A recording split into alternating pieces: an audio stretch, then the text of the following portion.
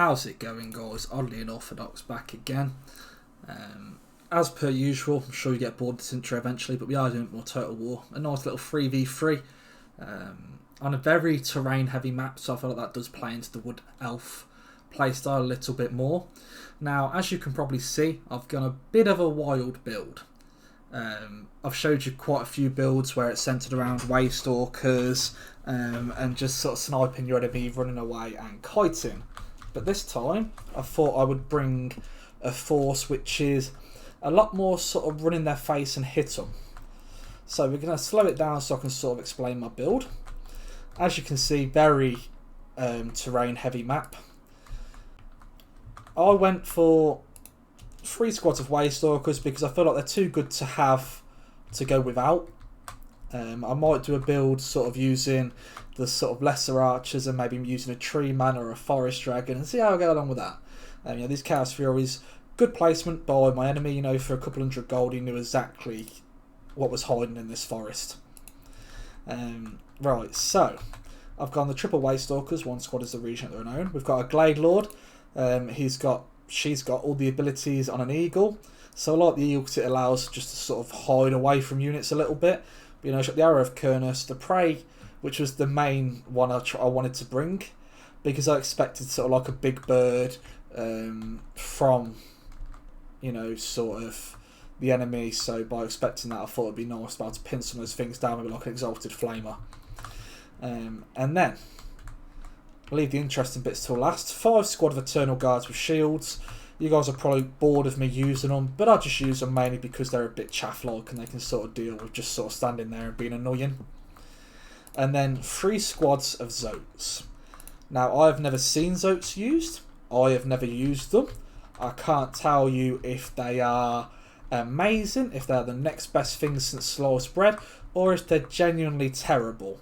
So instead of like a normal person bringing 1 squad and seeing how it goes, I decided to bring 3, which was the limit, and I also brought the Regents of the Renown ones. The Enigmas of Gairan. Looks wise, they look pretty cool. They do look like they belong in the Lizardmen faction. I'm sure there's lore behind them being used with the Wood Elves, but absolute beastly looking unit. Gives me sort of Dragon Ogre vibes. Right, so you guys are here to watch the game, not me blabber on about things. So straight away, we'll speed it up. I have got a Dwarven ally, very sort of normal build, 2 Organ Guns, 3 Quarrelers, Warriors, some Ironbreakers. I'm pretty sure he's got the Regents of the Renown Ironbreakers somewhere. There they are. I'm going to watch these throw.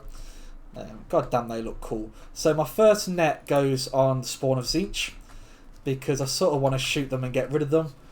Don't really feel like dealing with them. Don't get me wrong, the ZOATS would deal with them well, but I just thought it'd be ideal to get rid of them nice and early. He sends his Screamers in. I thought he was going to go for my Waystalker, so I sort of position a squad of ZOATS on each Waystalker, but he actually goes to the Glade Lord instead. I end up taking a fair amount of damage here, but I didn't really bring the Glade Lord to be useful in the slightest. Screamers are a little bit more on the expensive side, so I'll take 2 squads of Zemas, 2 squads of Screamers anytime. So I use some ammo just to sort of put them down. I do start taking a bit more damage than what I expected, so I'll just get it to land, knowing that he's probably not managing them. And yeah, look, straight away they come down to land, and I can just turn around the ZOATS on them. And you can see the ZOATS break them so quickly. They try and fight the ZOATS back. The ZOATS take a little bit of damage, because the Screamers are anti-large as well, but the ZOATS are anti-large, and just they absolutely destroy them. So, as per usual, I expected the Skaven to make an artillery build. I didn't expect 1, 2, 3, 4 Warp Lightning Cannons and a Plague Claw Catapult though. That did take me by surprise. We've got a Mutant Rat Ogre there, and there is some squads of Rat Ogres hiding around just to sort of try and clear anything that gets back there.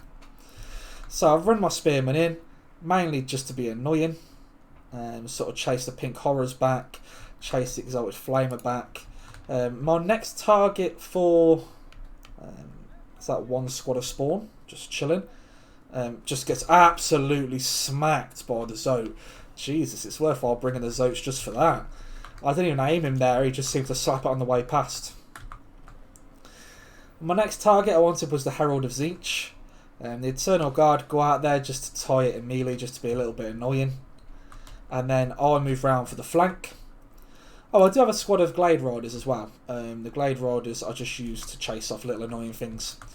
Not as good as Wild Riders, but I thought, you know, they'll do the job. So I bring everything around here, and then he notices and starts pulling all of these units back. But then I'm noticing a lot of his units are clan rats with shields. There's no storm vermin with halberds, which I did expect maybe, but I suppose he went that heavy on artillery, he probably couldn't afford storm vermin. Storm vermin with halberds would have been a little bit scarier. So in the end I thought, you know what, we're just going to charge. We're going to use the Glade Riders as a sacrificial pawn to hit into these wolf rats. We tar the sort of mutant rat ogre down, and then we're just sure that we get the charge. We charge straight in. We activate their first flesh to stone, giving them 60% sort of physical resistance, and then I weasel these two squads through. I pull them one to the left and go straight into the warp lightning cannon, and this one goes to the artillery over here. Flesh to stone on that one, flesh stone on that one, and then straight away we are where we wanted them. He's obviously going to try and pull his warp lightning cannons away, knowing that he's not going to have a great time. Even if these clan rats get in, I don't plan on letting him get his warp lightning cannons back up. And I'll just constantly move around. You know, I've got the mobility bonus. We pop some of our healing down. In case you guys didn't know, the main difference between the Regents of the Renowned ZOATS and the normal one is the normal ZOATS get the casts of Earth Blood and I believe Flesh to Stone. Yep, whereas the actual Enigmas of Thingy get the Flesh to Stone, but they get Regrowth instead, also giving them, you know, sort of bonuses there. So we managed to break off those squads, and then we just push through the clans rat with spears. You know, if it was me playing Skaven, knowing I was against Wood Elves, obviously I wouldn't expect ZOATS, but you should always really have some anti-large around. Two squads of rat ogres to sweep round are not great. They've got armor piercing, but as you can see, the ZOATS just absolutely wrecked them because obviously they are large units. But I've really wanted to make a build with the ZOATS. Even if they don't do great, I just really wanted to have a bit of a laugh with them and get on with it. You know, use things a little bit on the different side. That is a big thing I'm looking forward to on this channel in Total War. It's not using things that may be seen as the most strongest things, but you know, just having a bit of fun. I'm not straight up like trolling. I still bought the Waystalkers and stuff like that, and the Waystalkers are a big carry unit in their own right. Lord Scroll gets absolutely bopped. I'm not sure if the Glade Lord... No, I don't think it's the Glade Lord. I think it might have been the ZOATS whacking him. So, yeah, they're earning a pretty penny.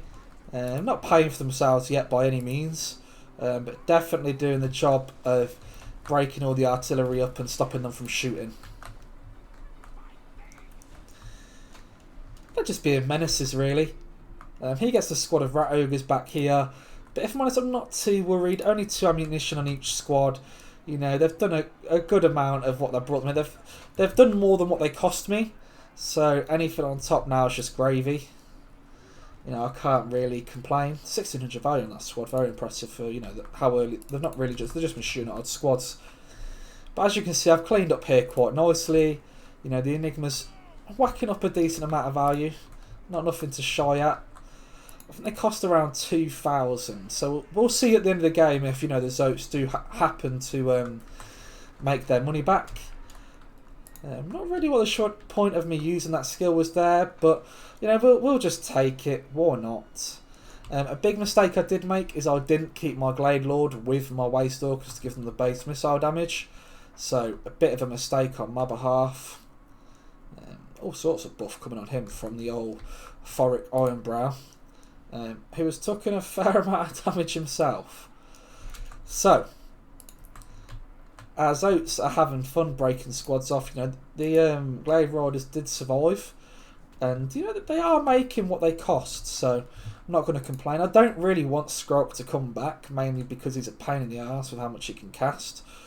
You know, he's got quite a few spells that he can cast, and I think he's still got some summons left. So we're just going to try and get rid of him. The rat ogres do start hurting a little bit, so I decide to stop focusing him and turn around and just whack the rat ogres. Because if I'm honest, it'll take me 2 seconds to kill them. So, and we break them quite easily. But I now start lining up because my Kislev ally got absolutely spanked by quite a cool wood elf build on the opponent's side, which was like a real heavy sort of tree build. Quite cool. Maybe it's something I'll give a go. Sort of a wide tree build with a tree man. How much value has the tree man got? Pretty good value. So, he makes a big mistake here. He brings his ancient tree man down. Now, the one thing the ancient tree man doesn't want is 3 squads of ZOATS, that there's 8 left in that squad, 8 left in that squad, and 8 left in that squad. I move my Glade Guard up to try and bait him to shoot his arrows. I'd rather at this point the Glade Lord dies. Then my ZOATS take additional fire. Because I don't really... There's 1 flesh to stone left and I don't really want to waste it yet. But, you know, as you can see, the ancient tree man not having a great time. You know, he's got a bit of healing and stuff like that, but he's really getting punched by the ZOATS.